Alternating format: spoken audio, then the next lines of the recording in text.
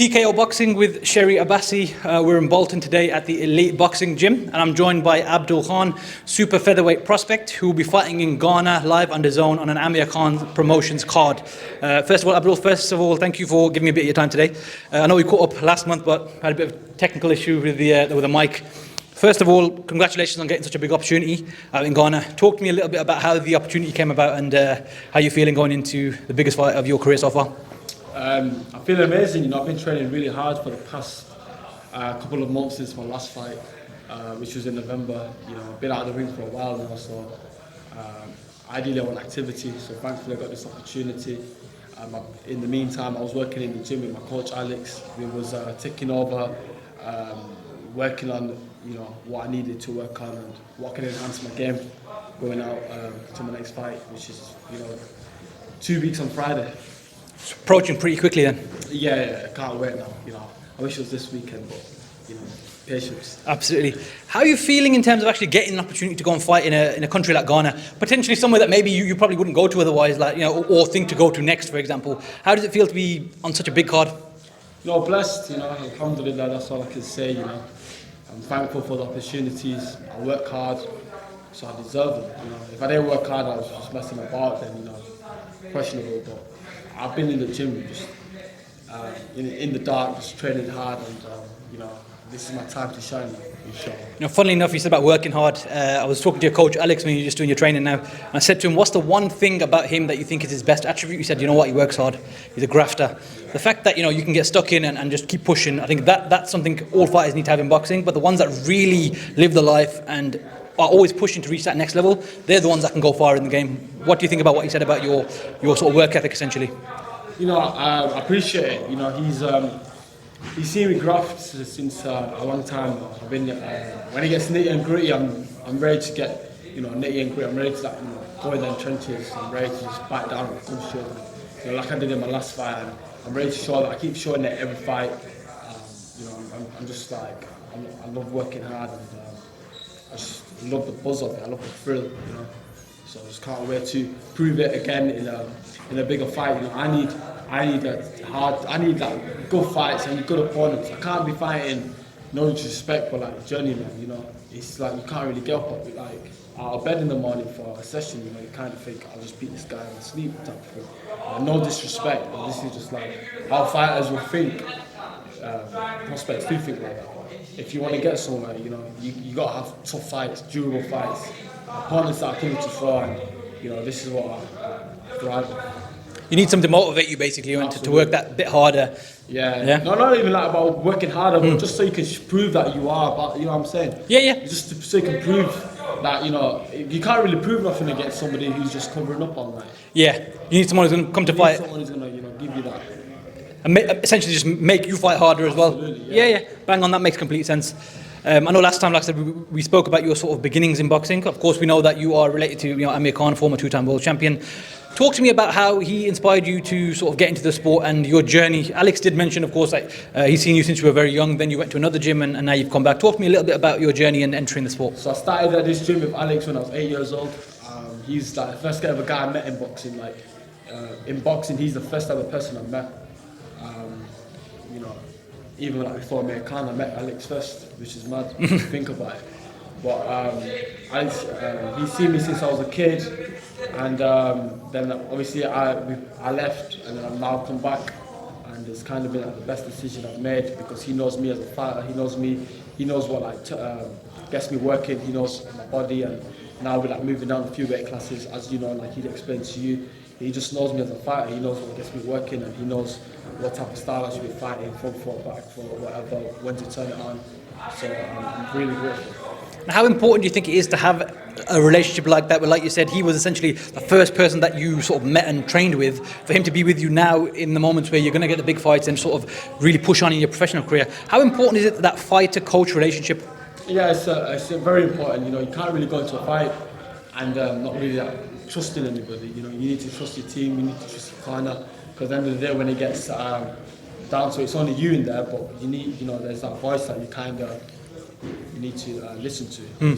So That's what I see. And like you said, he knows you. He knows you very well, inside out, in terms of your fighting, your style, everything. So he's someone that can guide you through those sticky moments. Essentially, that's what we're looking for.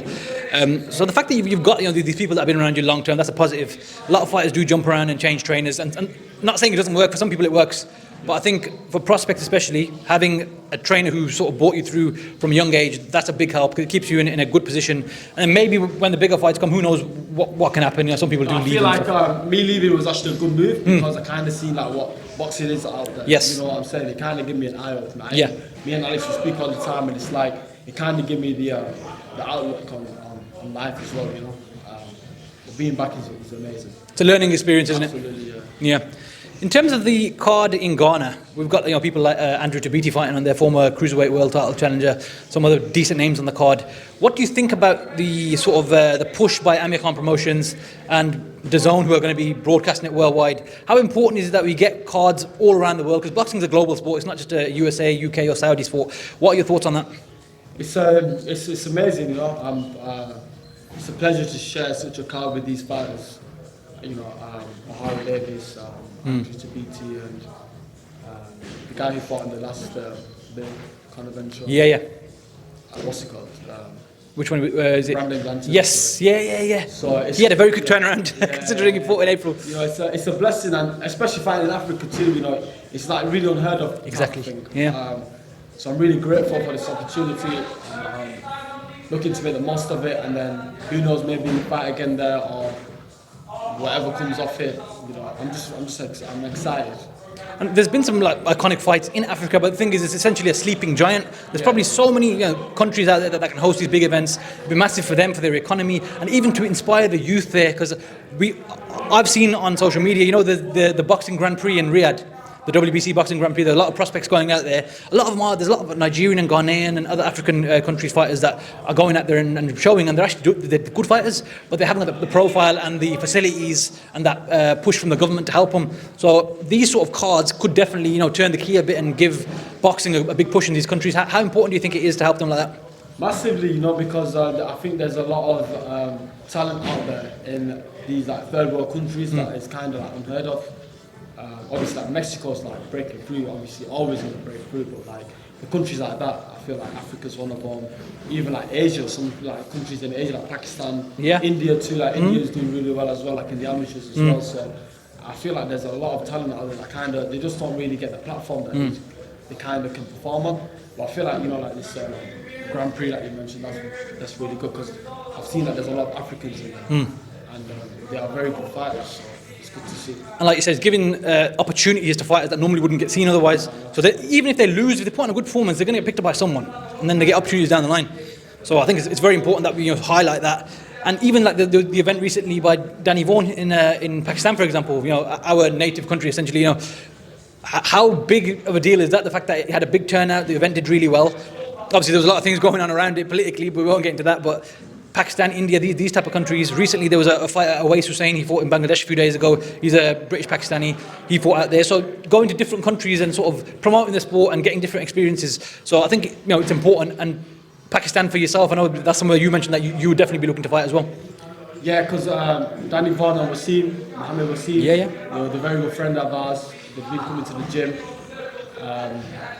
They're really helpful. So Danny was trying to actually get me on this bill, but I couldn't get introduced to some personal reasons. I was in a contract and stuff, but Danny's he's looking to get us out there soon. He's saying maybe September time, yeah. So I'm really looking forward to it. These are opportunities as fighters we can capitalise on, and we can kind of get new eyeballs into the game, especially Africa, getting new eyeballs into it, and I'm excited. 100%. Obviously, we touched on amateur, fighters and stuff. So, did you catch the boxing the other night, Josh Taylor? Yeah. Of course, Josh Taylor's former undisputed champion, great fighter, but he's been on a bit of bad run essentially, 3 losses back to back. But I think the biggest talking point that night was Moses Itauma. Oh yeah. Yeah. Now, what's your opinion on Moses? Obviously, he's a young lad, just turned 20 years old, very, very gifted, and he's being called the next king of the heavyweight division when his time comes. What are your thoughts on Moses, and how far do you think he can take it? He'll be I think he'll rule the division. Really? Yeah, I think he's the best prospect I think Britain's seen in a long time. I feel like he's the best world prospect. I like the way he carries himself outside the ring as well. You know, he's not like, he doesn't let nothing get to him, and it's kind of mature for like how old is he again? 20, He's 20, just turned 20. He's very mature for a 20-year-old. You know, like he's not letting anything get to his head type of thing. Like if you hear him speak, you know, people are trying to put these names to him, and I like how he's handling brushing pressure. it off. And he's like, listen, I've got a task ahead, and I've got to focus on that. So, you know, with that mindset and the way he's fighting, you know, there's no reason why he won't be like undisputed champion. He'll rule the division, I feel like, for a long time. And he'll be like the new Klitschko or something. Yeah, and how interesting is it to you as a boxer, someone who's followed the sport for a long time, that someone's getting that much hype, especially in heavyweight division? We don't see from like amateurs straight through that this much hype behind someone from a very young age. Beat up Lawrence Coley in sparring, apparently beat up Daniel Dubois in sparring. This guy's going around taking his blazer and tie off when he's 15 years old and going in smashing up current and former world champions. How impressive is it just to hear those type of stories? Well, massive. He's just, especially for a heavyweight, because they mature quite late. But he's only 20 as well. So he's not even got into his man strength yet. He's still growing. He's in puberty. You know what I'm saying? So I feel like it's just he's like a freak of nature. I feel like he's one of them that you come like once in a while. So I feel like everyone should definitely get behind him. Definitely. Fair enough. And what were your thoughts on Eubank versus Ben? That was a mad fight, man. That was like probably fight of the year, in my opinion. That was just wow. Obviously, I feel like the right man definitely won. Yeah. You can't really question the decision, but Conor Man's got heart. Yeah. Especially fighting a big middleweight. I feel like if he gets down to welterweight, I feel like he can win a world title for sure. I think they both showed, like you said, because it was so much more than boxing. It was the family legacies. Obviously, both show like they've got that heart, dude.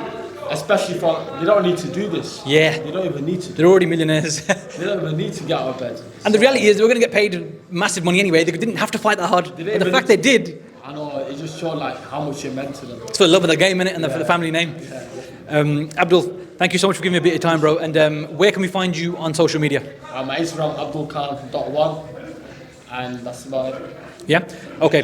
Best of luck to Abdul on his fight in Ghana. Big opportunity for him, and hopefully he'll showcase his talents to the world.